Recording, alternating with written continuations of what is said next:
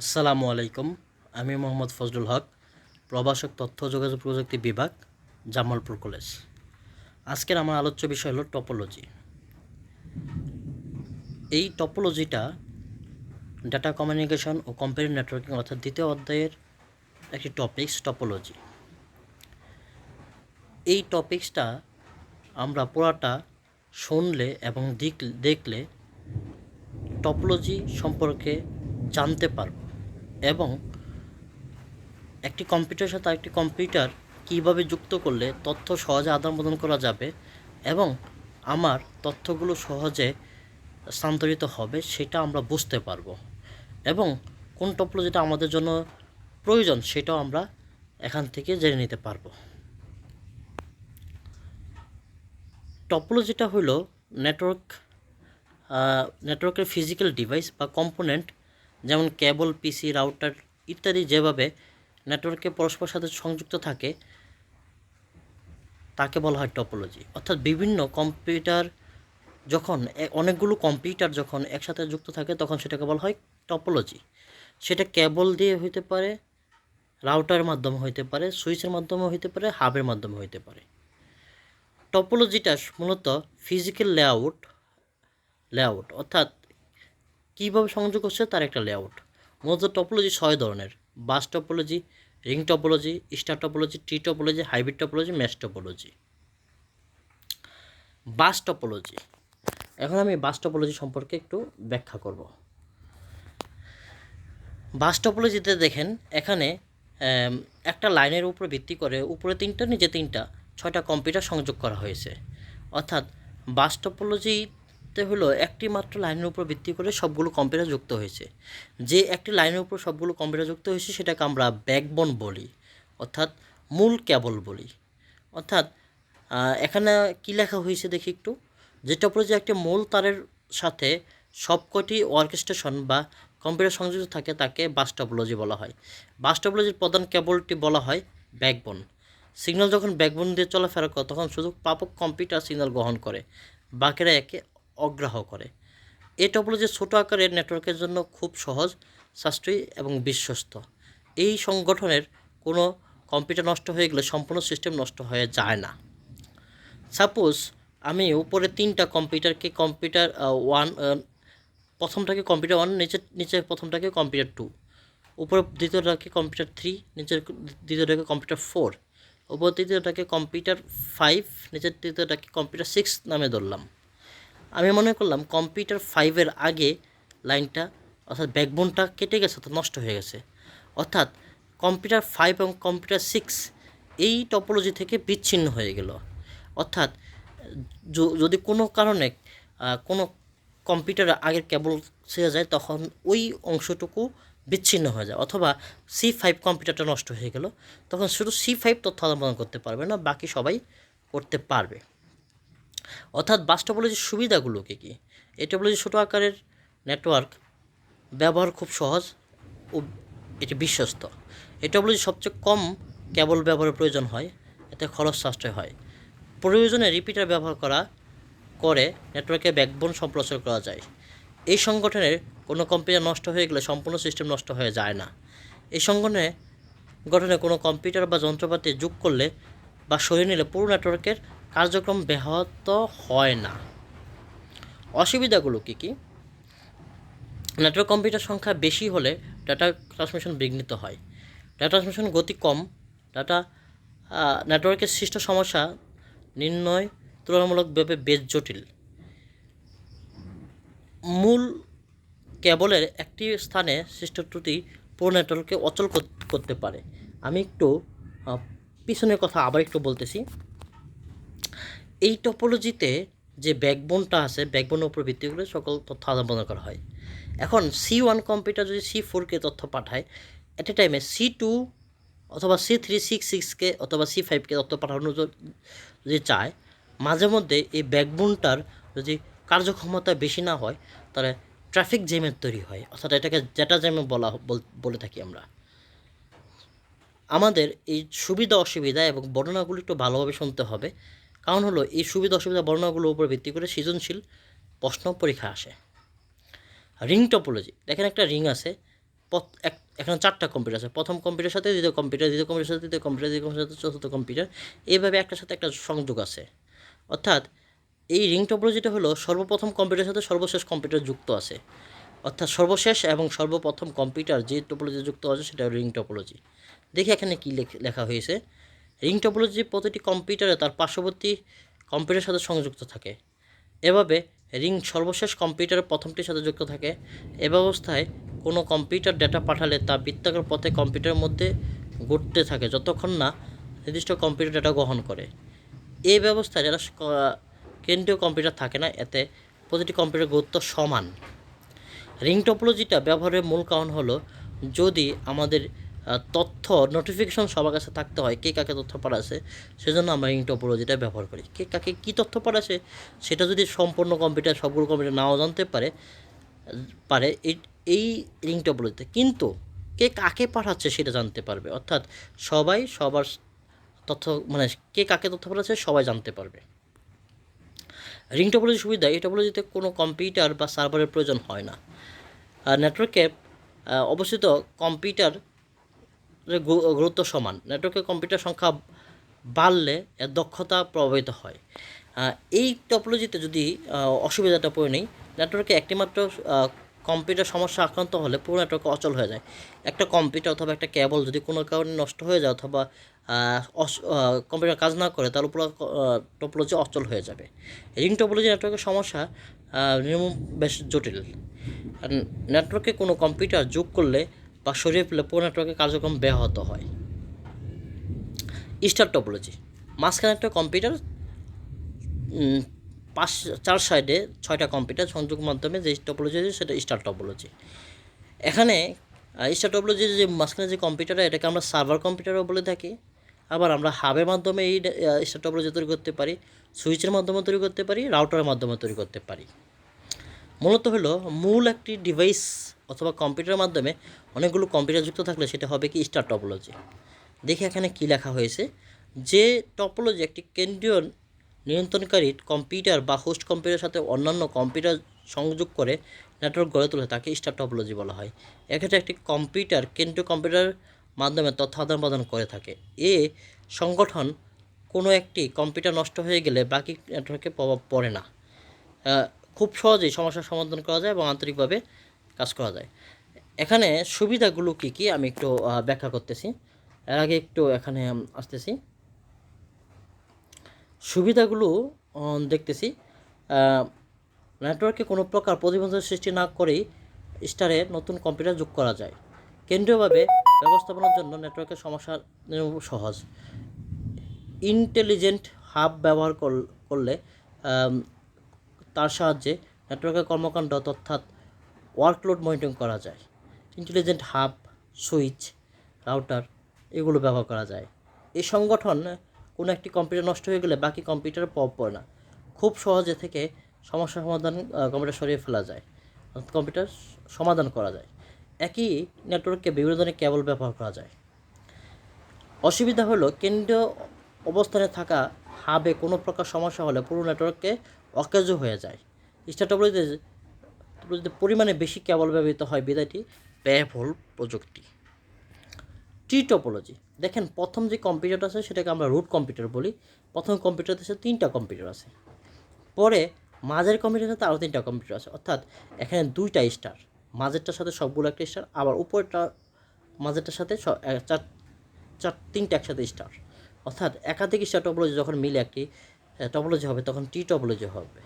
অর্থাৎ এটাকে আমরা একাধিক স্টার যখন মিলিত হয় তখন এটাকে আমরা হাইব্রিড বলতে পারি, কিন্তু এখানে একাধিক স্টার যখন যুক্ত হচ্ছে তখন সেটাকে আমরা টি টপোলজি নামেই সংজ্ঞায়িত করব। যে টপোলজি কম্পিউটারগুলো পরস্পরের সাথে গাছের শাখা প্রশাখার মতো বিন্যস্ত থাকে তাকে টি টপোলজি দেয়। এই টপোলজিতে এক বা একাধিক স্তরের কম্পিউটার হোস্ট কম্পিউটারের সাথে যুক্ত থাকে। অর্থাৎ প্রথম স্তরের কম্পিউটার দ্বিতীয় স্তরের কম্পিউটারের সাথে হোস্ট হয়ে যায়। এইভাবে দ্বিতীয় স্তরের কম্পিউটার তৃতীয় স্তরের কম্পিউটার হোস্ট হয়। অফিস ব্যবস্থাপনার কাজে এই নেটওয়ার্ক টপোলজি খুবই উপযোগী। শাখা প্রশাখার সৃষ্টির মাধ্যমে এই স্টার টপোলজি এবং ট্রি টপোলজি ব্যবহারটাই পৃথিবীতে সবচেয়ে বেশি। অর্থাৎ এইভাবেই সাধারণত আমরা দৈনন্দিন জীবনে যেসব নেটওয়ার্ক গুলো ব্যবহার করি সাধারণত টি টপোলজির উপর ভিত্তি করে।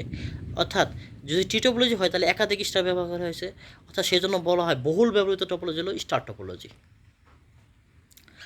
টি টপোলজির সুবিধা: অফিস ব্যবস্থাপনা কাজে এই নেটওয়ার্কের টপোলজি খুব উপযোগী। শাখা প্রশাখা সৃষ্টির মাধ্যমে টি টপোলজি নেটওয়ার্ক সম্প্রসারণ করা হয়। নতুন কোনো সংযোগ বা বাদ দিলে নেটওয়ার্কের স্বাভাবিক কার্যক্রম কোনো অসুবিধা হয় না। অসুবিধাগুলো কি? এই টপোলজির কিছু জটিল ধরনের রুট বা সার্ভার কম্পিউটার হলে সম্পূর্ণ টপোলজি নষ্ট হয়ে যায়।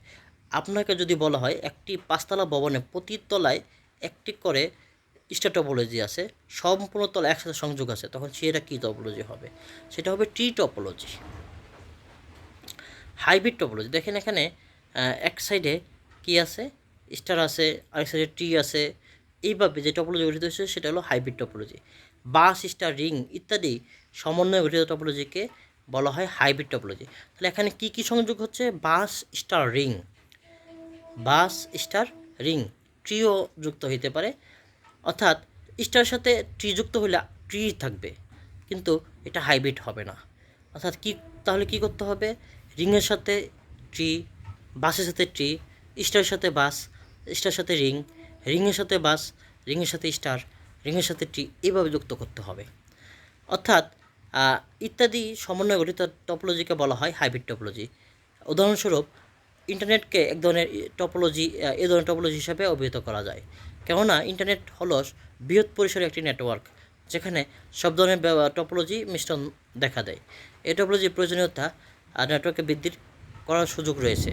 কোনো সমস্যা দেখা দিলে তা সহজে নির্ণয় করা সম্ভব হয়। কোনো অংশ নষ্ট হয়ে গেলে সম্পূর্ণ নষ্ট না হয়ে অংশবিশেষ নষ্ট হয়ে যায়। অর্থাৎ আমরা ইন্টারনেটকে কী ধরনের টপোলজি বলতে পারি? Hybrid topology. এর সুবিধা কী কী? এই টপোলজিতে প্রয়োজনীয় অনুযায়ী নেটওয়ার্ক বৃদ্ধি করার সুযোগ রয়েছে। কোনো সমস্যা দেখা দিলে তা সহজে নির্ণয় করা সম্ভব। কোনো অংশ নষ্ট হয়ে গেলে সম্পূর্ণ নেটওয়ার্ক নষ্ট না হয়ে অংশবিশেষ নষ্ট হয়। অসুবিধা: এই টপোলজিতে ব্যবহারে হাব সর্বদা সচল হয়ে থাকে।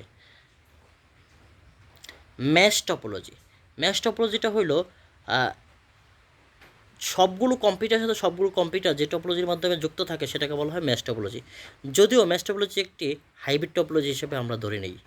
যদি কোনো নেটওয়ার্কে ডিভাইস বা পিসির মধ্যে অতিরিক্ত সংযোগ থাকে তখন তাকে বলা হয় ম্যাশ টপোলজি। অধিকাংশ ম্যাশ টপোলজির নেটওয়ার্কে সত্যিকারের ম্যাশ নেটওয়ার্ক নয়, এটি আসলে হাইব্রিড ম্যাশ নেটওয়ার্ক। এতে শুধু কয়েকটি অতিরিক্ত ও অপ্রয়োজনীয় লিঙ্ক থাকে।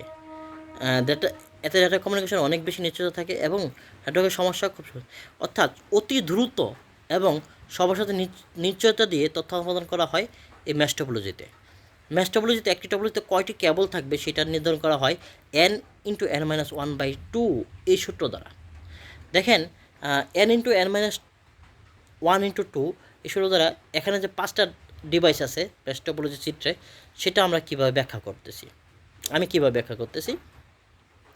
দেখেন এই 5টা কম্পিউটারের যেহেতু মান n, অর্থাৎ 5টি নোড আছে, তাহলে 5 মানে কি 5 - 1 মানে 4, 5×4/2, অর্থাৎ আমার এখানে কি হচ্ছে, 4কে যদি 2 দিয়ে ভাগ কেটে দিই তাহলে 2 হয়, অর্থাৎ 5 আর ইন্টু 2 10।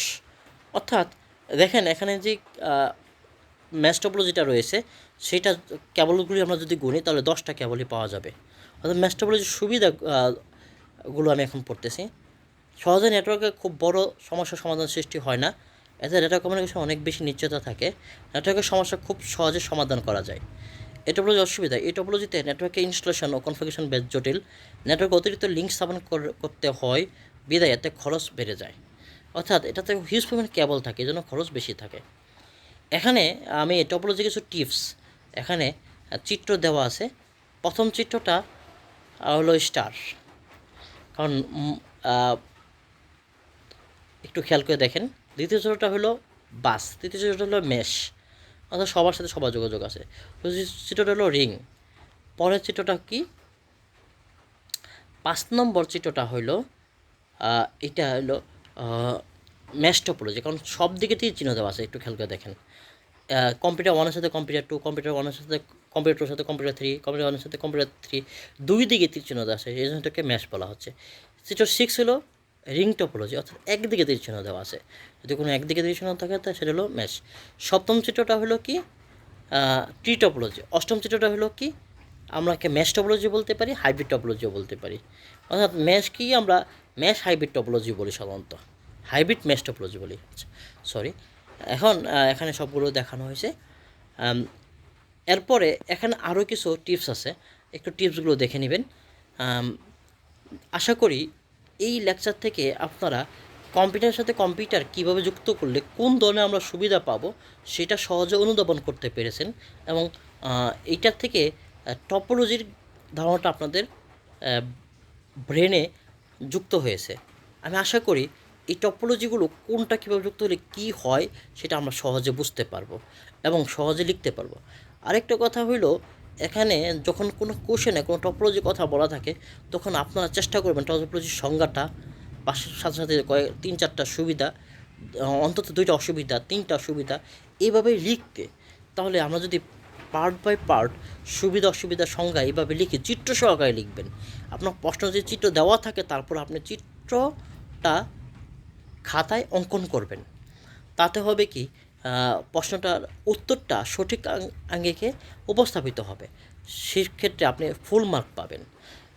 অর্থাৎ আমি উদ্দীপক নিয়ে আলোচনা করলাম, তাহলে আমার এই লেকচার অর্থাৎ টপোলজি যে লেকচারটা আমি এখানে উপস্থাপন করলাম সেটা থেকে আমরা কী শিখতে পারলাম? এটাই শিখতে পারলাম একাধিক কম্পিউটার অথবা একাধিক ডিভাইস একসাথে যুক্ত করা যায়। এই যুক্ত করার 6টা নিয়ম আছে।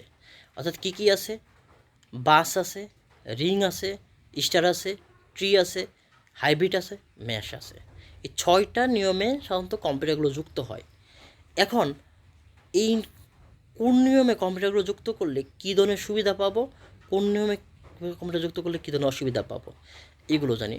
কোন টপোলজি থেকে কোন টপোলজি সুবিধাজনক সেটা যদি আমাকে বলতে পারে, আমি সব টপোলজিকেই সুবিধাজনক বলবো। কারণটা কি? কারণটা রিং টপোলজি কেন সুবিধাজনক? সবার কাছে নোটিফিকেশন থাকে, অর্থাৎ জবাবদিহিতা থাকে। বাস টপোলজি কেন সুবিধাজনক? খরচ কম, একটি কেবল উপর ডিপেন্ড করে তৈরি করা হচ্ছে। স্টার টপোলজি কেন সুবিধাজনক? কেন্দ্রীয় হাবের মাধ্যমে অথবা সুইচের মাধ্যমে হচ্ছে। যে কোনো পাশের পোশাকার কোনো ডিভাইস নষ্ট হয়ে গেলে পুরো টপোলজি নষ্ট হয়ে যায় না। টি টপোলজি কেন সুবিধাজনক? এটা আমরা বাসা বাড়ি থেকে শুরু করে সকল ধরনের নেটওয়ার্কে ব্যবহার করি। হাইব্রিড টপোলজি কেন সুবিধাজনক? এটা ইন্টারনেটের জন্য সুবিধাজনক, এবং হাইব্রিড টপোলজি কোনো কম্পিউটার নষ্ট হলে ওই পার্টটা নষ্ট হয়ে যায়, বাকি সবই ঠিক থাকে। ম্যাশ টপোলজি কেন সুবিধাজনক? সবার সাথে সবার যোগাযোগ হয় এবং সবচেয়ে অতি দ্রুত কম সময়ে পাশাপাশি নোটে তথ্য পাঠাতে পারে। কিন্তু এর অসুবিধাজনকটা কি? অতিরিক্ত কেবল ব্যবহার করতে হয়। তাহলে আমি আশা করি সবগুলো টপোলজির আবার একটু শর্টকাট একটা ব্যাখ্যা দিলাম। সবাইকে ধন্যবাদ। আপনার যদি কোনো কোশ্চেন থাকে তাহলে কমেন্ট অপশানে আপনার কোশ্চেন দিয়ে জানাবেন, অথবা আপনারা আমার এখানে নাম প্রথমে যেই পেজটা আছে সেখানে আমার নাম্বার দেওয়া আছে, সেখানে ফোন করে জিজ্ঞাসা করতে পারেন। আমি চেষ্টা করব আপনাদের উত্তরগুলো সঠিকভাবে দেওয়ার জন্য। সবাইকে ধন্যবাদ জানালাম এবং সবাইকে সালাম দিলাম। আসসালামু আলাইকুম। আমার ক্লাসটা এখানেই শেষ করলাম। আমার ক্লাস এখানেই শেষ হলো। সবাইকে ধন্যবাদ জানিয়ে সালাম দিলাম। আসসালামু আলাইকুম।